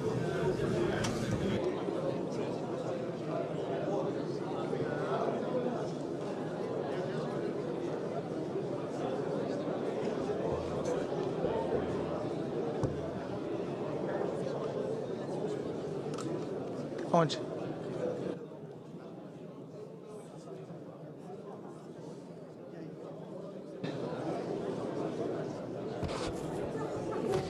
Presidente, pela ordem. Presidente, pela ordem. Presidente, inicialmente fazer dois registros. O primeiro, agradecer a presença no plenário de nossa casa do governador do meu estado, do governador Clécio Luiz. Dar as boas-vindas, o governador Clécio está aqui no plenário para acompanhar a votação da proposta de emenda constitucional número 7, de nossa autoria, com o apoio do senador Davi Alcolumbre, que presidiu a Comissão de Constituição e Justiça, lá apreciou a PEC 07, fez a designação de relatoria, e também do senador Lucas Barreto, que lá na Comissão de Constituição e Justiça aprovaram esta proposta de emenda constitucional. Aproveito também fazer aqui o registro, presidente, da presença também na galeria de honra do Senado, dos representantes da Assembleia Legislativa do Estado do Amapá, deputado Fabrício Furlan, deputado Henry Nelson, deputado Jori Oeiras, assim como de amapaenses, roraimenses, rondonienses, que estão aqui em mobilização pela votação da proposta de emenda constitucional número 7, que depois de quase 40 anos, presidente, o princípio da proposta de emenda constitucional número 7 tem luz com o nascimento do então Estado de Rondônia, à luz da proposta, à luz da Lei Complementar 41, no seu artigo 36, que estabelecia para que, outrora, naquela época, Rondônia tivesse os rondonienses que prestavam serviços para o então território federal e na sua transição de território federal para o Estado, pudesse ter a opção de continuar no então nascente Estado ou passar para o quadro da União. Esse direito, ao longo do tempo, não foi concretizado, presidente, lamentavelmente, e um conjunto de emendas constitucionais ao curso da história, emenda constitucional 32, emenda constitucional 79, a nossa emenda constitucional 98, procurou assegurar esse direito para amapaenses, roraimenses e rondonienses. Até que, em 2018, junho de 2018, protocolamos aqui, com minha primeira assinatura de outros colegas senadores, a proposta de emenda constitucional número 7, que agora se concretiza. Portanto, veja a longa trajetória que temos para chegarmos até o dia de hoje. É garantir este direito histórico daqueles que trabalharam nos ex-territórios federais de Rondônia, Roraima e Amapá. Exatamente, presidente, fazer isso na data de hoje, véspera da data em que o presidente Getúlio Vargas, minha caríssima senadora Zenaide, no dia 13 de setembro de 1943, por obra do Decreto-Lei 5.812, criou os então territórios federais de, na época, Rio Branco, primeiro nome de Roraima, e território federal do Amapá, o nosso Amapá. Então, na véspera que os nossos territórios federais completam, meu caríssimo Irã, 80 anos de existência, de fundação, de advento como territórios federais, nós estamos garantindo, assegurando um direito represado histórico para os cidadãos desses territórios federais. Eu queria, presidente Pacheco, em vosso nome agradecer por Vossa Excelência ter acatado a reivindicação das bancadas de Roraima e do Amapá, e falo em nome do senador Lucas, senador Davi Alcolumbre, senador Irã, senador Messias, senador Chico Rodrigues, que requereram, junto com a bancada de Rondônia, a votação na data de hoje. Tinha que ser, senador Davi, na data de hoje, véspera dos nossos 80 anos, a votação desta proposta de emenda constitucional. Agradecer ao senhor também, presidente, por ontem ter cedido esse plenário para nós termos feito, senador Davi, uma belíssima sessão em homenagem ao Amapá.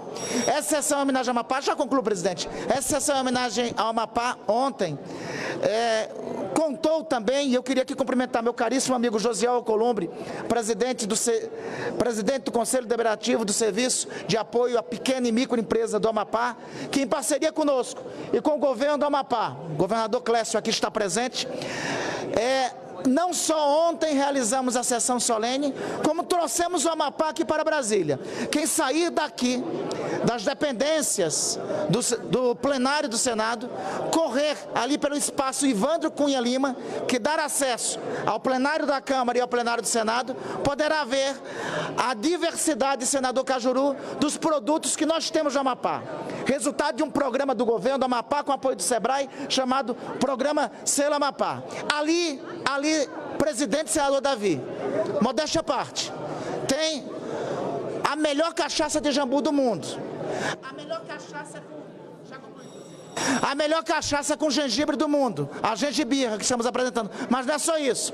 Tem o chip da macaxeira, tem as argamassas, não é, governador? Feito com os resíduos sólidos da lama do Rio Amazonas, que só tem lá no nosso endereço, né? Esquina do Rio Mais Belo com a linha do Equador.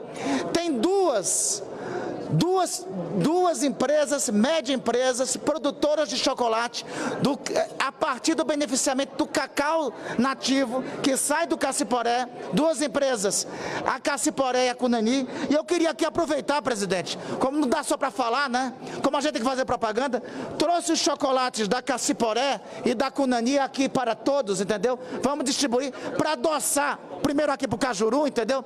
Para adoçar todo mundo. Levarei o seu, presidente, Cajuru calma que fica aí. Ele é diabético. Levarei o seu, né? Pedir para a polícia legislativa fazer busca e apreensão. Nesse dia é tão importante para o Amapá. Então esse dia, véspera do nosso aniversário, tem que ser um dia doce. E a doçura do dia de hoje tem que ser celebrado com chocolate da floresta nativa do Calçuene, da floresta nativa do Cassiporé, explorado sustentavelmente, sem derrubar uma árvore sequer, exportado agora para a Europa e que vai ser apresentado no Salão do Chocolate em Paris no final do mês. Então, o seu chocolate, presidente, já estou levando, né? E agradecimento a todos os senadores. Vamos distribuir aqui chocolate do Amapá, do Cassiporé e do Cunani para todos. Não é isso, meu caríssimo presidente também e senador colega Davi Alcolumbre. Obrigado, presidente, por toda a concessão. Obrigado. Parabéns, senador Randolph, autor da PEC. Da mesma maneira, quero abraçar o senador Lucas Barreto, que foi lá toda essa matéria na comissão. Quero cumprimentar Sua Excelência Senador Marcos Rogério, relator desta matéria hoje, nessa nova legislatura na Comissão de Constituição e Justiça.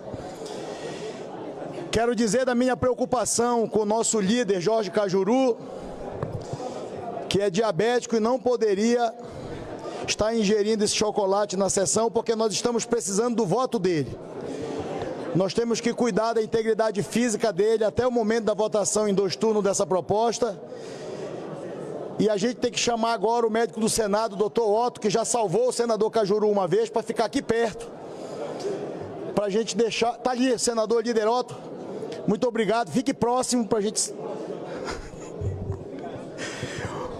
Cajuru, muito obrigado pelo apoio de Vossa Excelência. Em nome de Vossa Excelência, eu gostaria de agradecer neste momento, senador Irã, o apoio de todas as lideranças desta casa. Queria agradecer a construção política que foi feita em todos os partidos políticos, senadora Zenaide, aonde nós conseguimos demonstrar claramente para os senadores e para as senadoras, meu querido governador Clécio Luiz, a importância e o significado da votação desta proposta de emenda constitucional para nós equilibrarmos e fazermos justiça a esses servidores que serviram ao Estado brasileiro nos 3 ex-territórios federais do Amapá, de Rondônia e de Roraima, e que tiveram já, senadora Damares, por outras emendas constitucionais, inclusive que foram questionadas no Tribunal de Contas da União, a sua legalidade, e no Supremo Tribunal Federal, a sua legalidade. E um registro, o Tribunal de Contas da União garantiu a continuidade da transposição dos servidores no plenário, uma grande vitória. E o Supremo Tribunal Federal também entendeu a constitucionalidade daquela proposta de emenda constitucional, assegurando a constitucionalidade da emenda constitucional.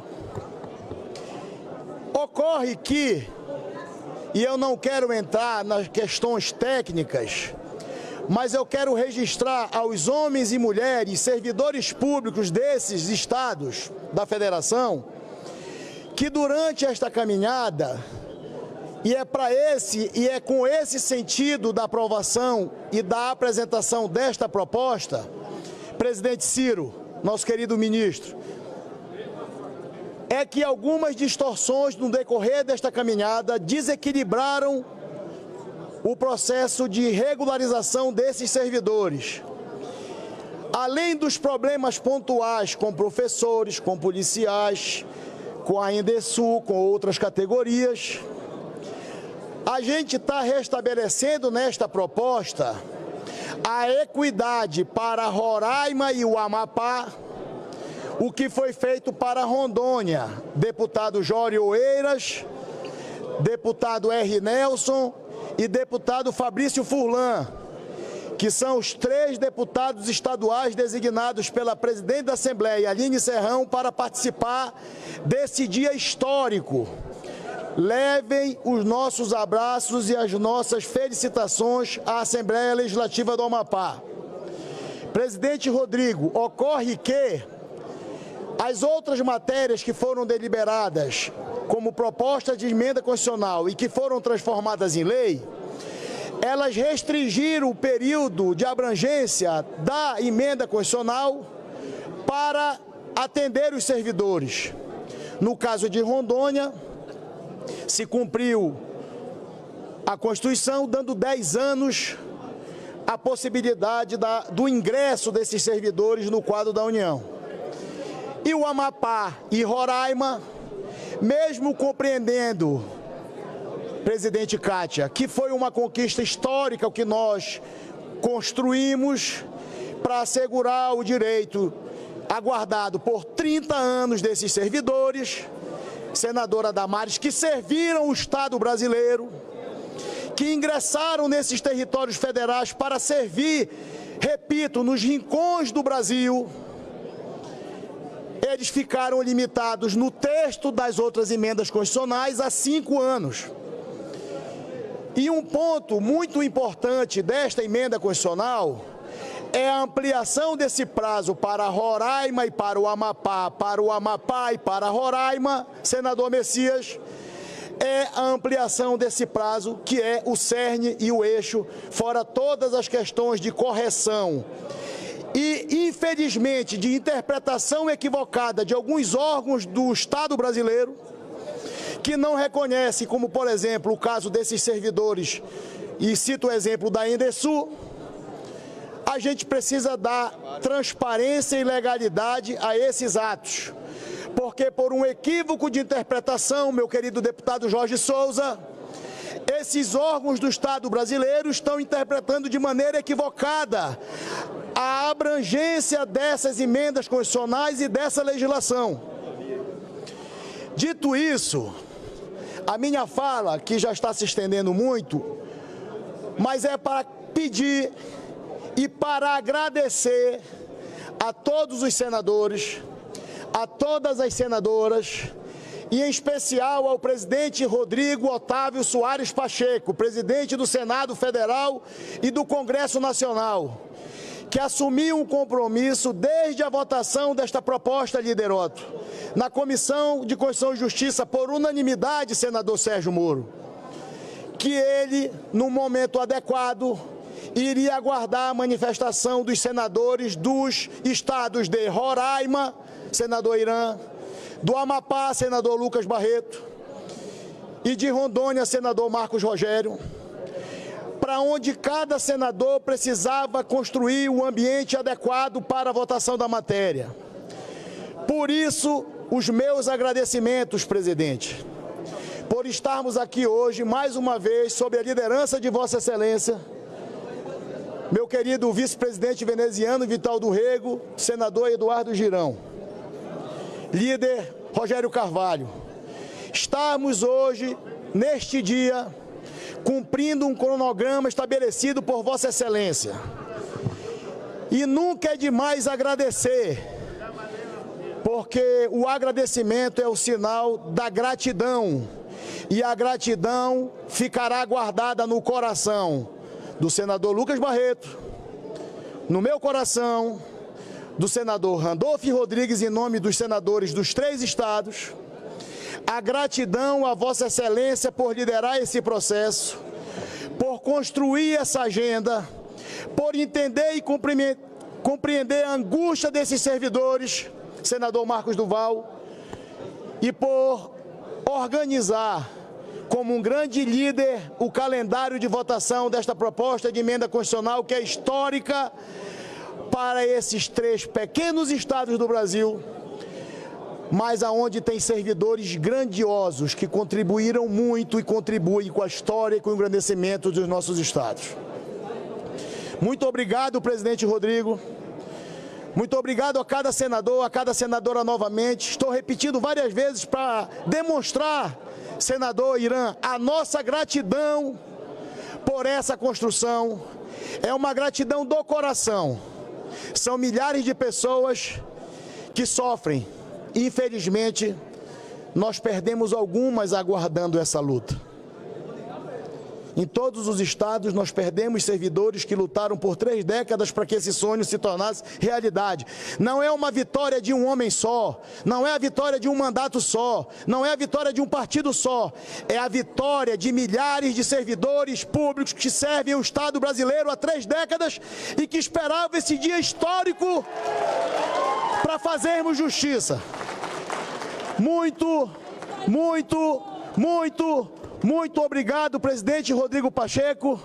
Muito obrigado aos nossos colegas senadores e senadoras que compreenderam a importância histórica desse dia para esses estados que sonhavam com a tramitação, com a votação e com a aprovação dessa proposta de emenda constitucional no dia de hoje. Viva o Amapá, viva Roraima, viva Rondônia, viva o Brasil! Obrigado, senador Davi Alcolumbre. Eu saúdo as senhoras senadoras, senhores senadores. e também a presença especial do governador do estado do Amapá, Clécio Luiz, que é muito bem-vindo à nossa casa.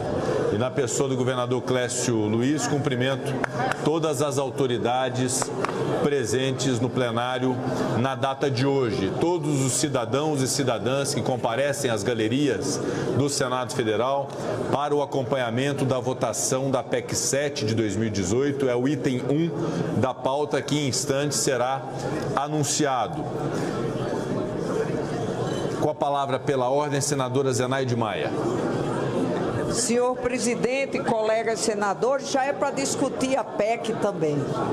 Pode ser depois, então, senadora Zenaide? Assim que eu anunciar, Vossa Excelência será a primeira a discutir. Senador Irã também é para discussão? Com a palavra pela ordem. Microfone. Senhor presidente Rodrigo, senhoras e senhores senadores presentes, amapaenses, rondonienses e roraimenses aqui presentes na nossa galeria, eu quero aqui, em nome dos nossos estados, presidente, agradecer a sua sensibilidade e o seu compromisso de pautar essa PEC tão emblemática para todos nós no dia de hoje. Quero agradecer a todos os líderes, minha querida senadora Zenaide, que com sua sensibilidade e com seu conhecimento do resgate, da justiça e do reconhecimento dessas pessoas que, como eu, presidente, eu que estava lá desde 1982, ajudando a construir Roraima, sou testemunha viva, presidente, do trabalho que essas pessoas realizaram nos nossos ex-territórios. E, presidente, nessa fala e nessa ocasião, só me vem aqui um sentimento, presidente, de, além de resgatar justiça com essas pessoas, eu queria pedir de coração a cada um de vocês as nossas desculpas por esse atraso de uma vida na vida de vocês. Eu sei o que significou, desde que cheguei a esta casa, colega do nosso presidente ainda, lá na Câmara Federal, o que foi a luta de vocês, passo a passo. E nós ainda temos lutas pela frente, ainda temos que lutar na Câmara dos Deputados para conseguir aprovar essa PEC. Mas nós vamos conseguir. Nós já chegamos até aqui, vamos chegar a um bom termo no final. Parabéns a vocês pela luta, pela tenacidade. E aqueles que já não estão mais entre nós, os meus sentimentos e a minha eterna gratidão por terem construído estados tão bons para viver e que nos acolheram na nossa juventude e que, no meu caso, o reconhecimento do trabalho que fiz como médico no meu estado me fez chegar até aqui, meu querido presidente Ciro Nogueira. Muito obrigado a todos os senhores e senhoras senadores por essa ocasião histórica que proporcionam ao povo dos nossos ex-territórios do Amapá, de Roraima e de Rondônia. E que Deus nos abençoe e vamos para a vitória. Um grande abraço a todos. Obrigado, senador Irã. Senhores senadores, senhoras senadoras, senhores senadores, eu gostaria de me dirigir ao plenário do Senado para poder manifestar, em nome da presidência, e quero crer de todos os senadores e senadoras, a nossa mais absoluta solidariedade ao povo do estado do Rio Grande do Sul, os nossos profundos sentimentos aos familiares das vítimas fatais desse ciclone que gerou uma grande tragédia no estado do Rio Grande do Sul. Eu falei ontem e hoje por mensagem com o governador do estado, Eduardo Leite, Sua Excelência, o governador, fez um apelo ao Congresso Nacional e a mesa diretora do Senado Federal acolheu o apelo do senhor governador do Estado do Rio Grande do Sul, Eduardo Leite, e apresentou o projeto de decreto legislativo que ganhou hoje o número 321 de 2023, de autoria desta presidência e da mesa diretora, que tem o objetivo de reconhecer exclusivamente para os fins do artigo 65, parágrafo 1º da Lei Complementar número 101, de 4 de maio de 2000, a ocorrência do estado de calamidade pública no território do Estado do Rio Grande do Sul, com efeitos até 31 de dezembro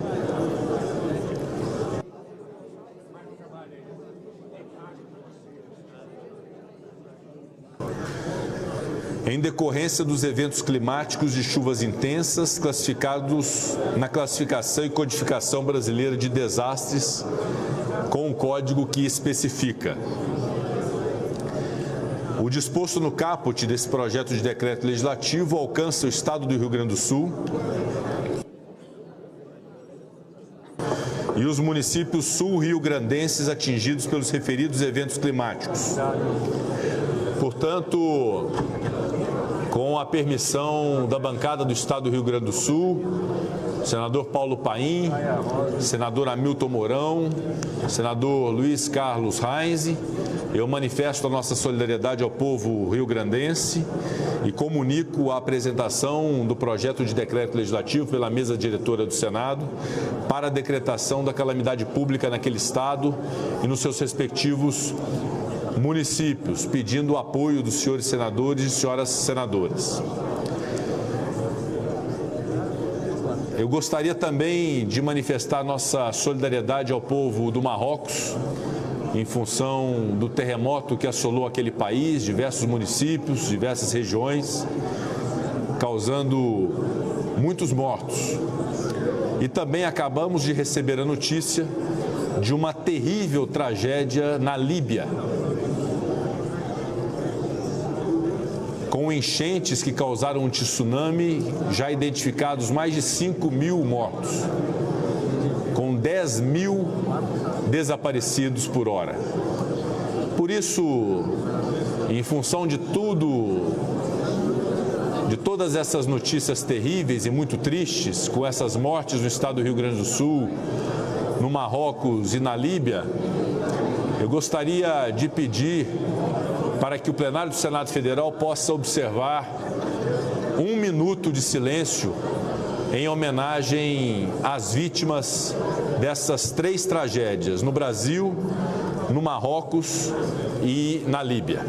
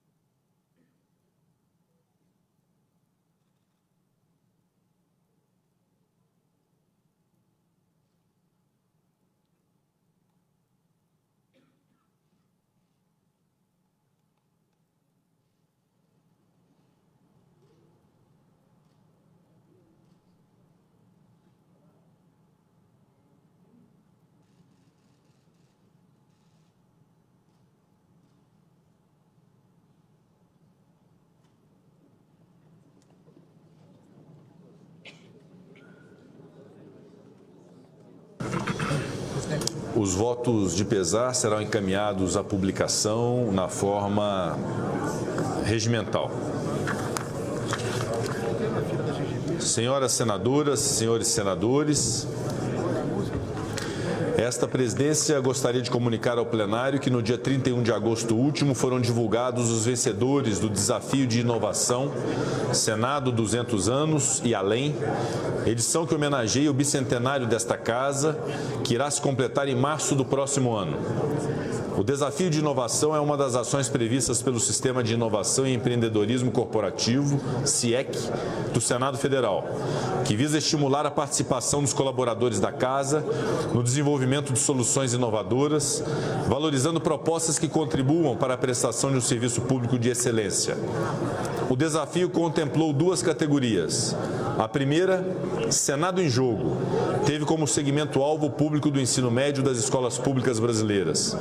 Seu objetivo foi desenvolver um jogo capaz de estimular entre os estudantes, de forma lúdica e divertida, o aporte de informação e o debate de temas como a cidadania, a democracia, a participação popular no processo legislativo e a história do poder legislativo.